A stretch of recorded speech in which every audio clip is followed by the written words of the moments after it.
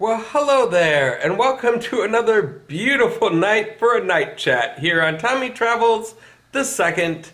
It is very rainy and cold and blustery outside. We might even get snow tomorrow, if you can believe that. We are in May, and yes, they are talking about snow. If we do get any, though, it won't be much. And it won't last long, so that is a good thing at least. Today I wanted to talk about a topic that has been on my mind lately because of an interview that I saw with Elon Musk where he was talking about how cell phones are really becoming an extension of our brain, and it's leading to a point where we're going to take that middleman out of it, and it's going to be a chip in our brain that we'll access rather than a cell phone. We'll just be able to think about looking something up on Google and it'll be there. And it's all part of aging and living forever. We all want to just keep living and living and living and living. And that's what I want to talk about tonight. Is that really something that we want to do? If you are brand new to this channel, go ahead and hit subscribe so you don't miss out on a thing. And I will see you right after this.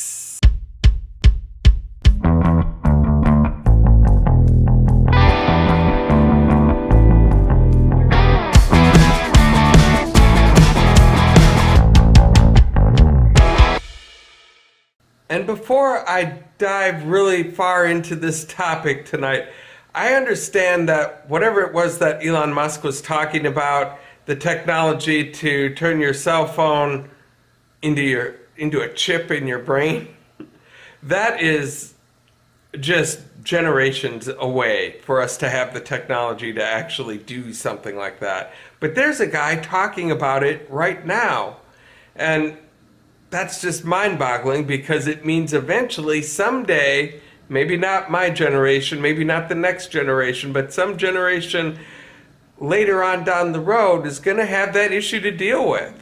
And what if it was us? What if we came up and they said, well, you can get this chip put in your brain and then you can just know everything. Would you know everything? I want to talk about a little bit how that would work and just this obsession with stopping ourselves from aging and prolonging our lives to the point where, people want to live forever. And I'm not sure that that's a great idea. So first I'm going to tackle this whole chip in your brain thing. Hey, we don't need this anymore. We could just miniaturize it and plant it in your brain somewhere, and then you're just going to have access to all human knowledge at a moment's notice. You're going to be just like some kind of a superhero.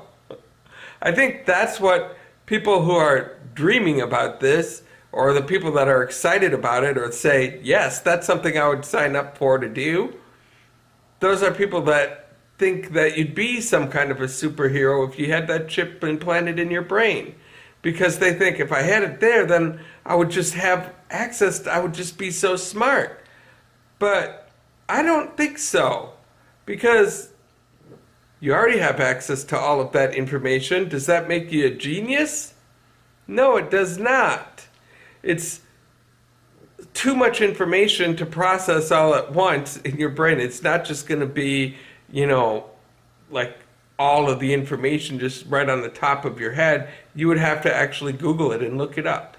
Like on my phone, for example, there's instructions, I'm sure, somewhere on how to speak Spanish. However, I don't speak Spanish. And if I could read all day long on my phone instructions for how to speak Spanish, and at the end of the day, I'm still not going to be able to speak Spanish. Because it takes training. It takes lessons. It takes repetition. It's not just like, oh, how do I say this in Spanish? And just know how to automatically pronounce words and know the syntax of it. And that's just one example. You won't be able to be a car mechanic either just because you can Google information on my phone. This doesn't make me a mechanic or a doctor or a lawyer, even though I have access to all of the information I would need to be any of those things. So that's a deal breaker for me. If it still takes effort and training and all of the same kind of stuff that it would take now to learn Spanish, for example, then what's the point of having a chip implanted in your brain? All it does is speed up the process of, punching something into Google or saying, hey, Google, and something like that. But I just don't see the point of it. And if you've got an argument for putting a chip in the brain, I would love to hear about it in the comments below, because I'm against it. Now, the chip in the brain thing isn't the only thing that's bothering me tonight. Now, I understand that we all are born in our DNA with a will to live. We fight for our lives, and that's all well and good. And I'm the same way. I want to live.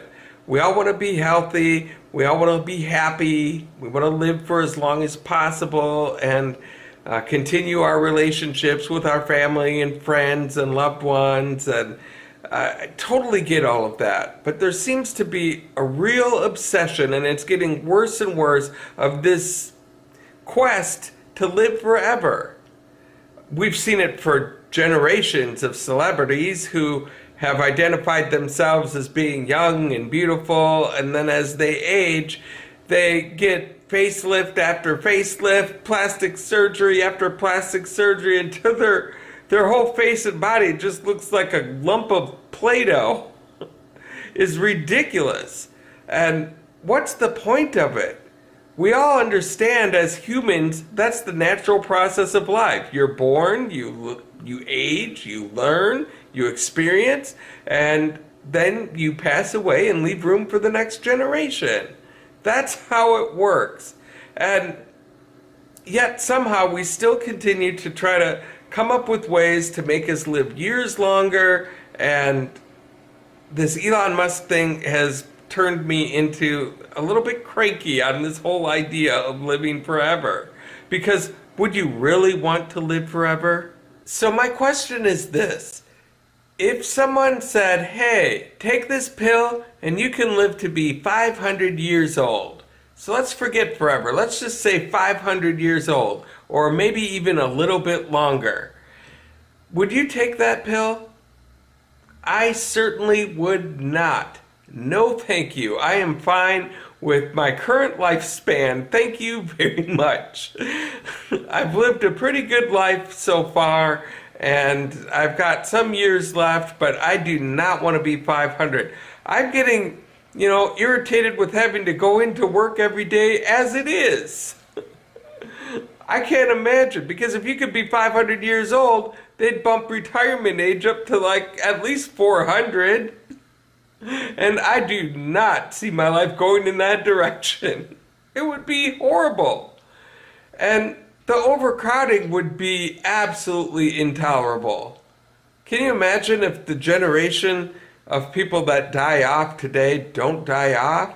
So those jobs don't become available. Those houses are still lived in by them, which means the next generation of kids turning 16, 18, 21, 30 that are looking to buy cars and houses and apartments and things like that, well, they're not available because they're not available. People aren't dying.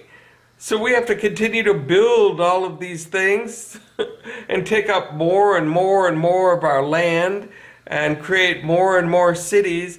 And pretty soon, we would just be packed in here like sardines. I mean, America is a vast country, and we could fit a lot of people in it, but it wouldn't take long to have a whole country just absolutely cram-packed with people.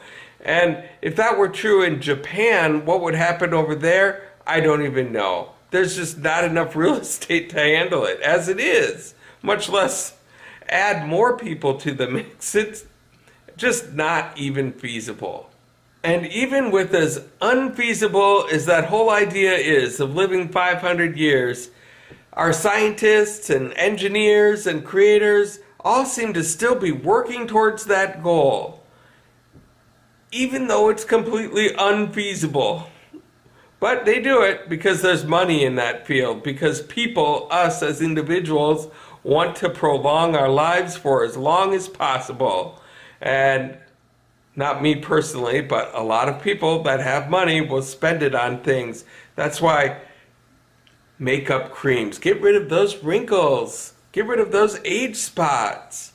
The technology is absolutely insane. Just look at 3D printing. My gosh. Even 10 years ago, 3D printing was just almost like a dream, basically. And now it's gotten to the point where in the medical field, they're looking at 3D printing human organs with your DNA. So your heart goes bad, that's no problem. You don't have to wait for a transplant. We'll just 3D print you a new one and put it in, and you'll be fine. Lung cancer? That's fine. Smoke them if you got them. We'll just 3D print you some new ones. Have a nice day.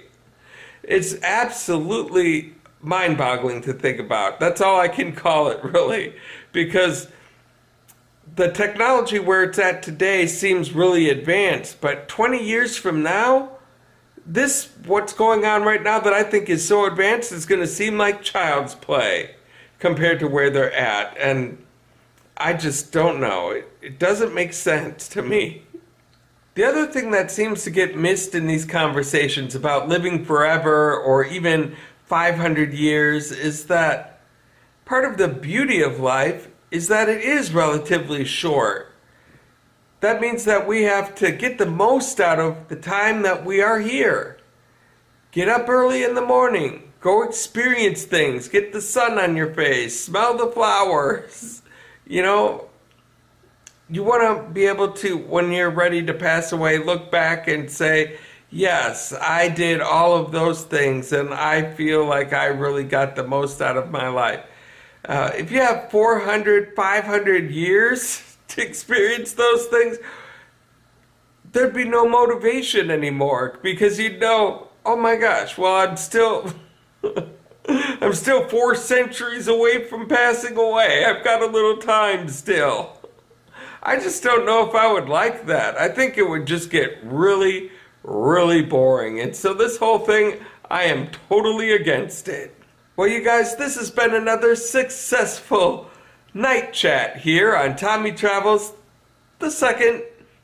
We've been talking about living forever. And obviously you can see that I don't want to live forever. I want to just live my normal lifespan, however long that is, and then find out what's on the other side and what happens next.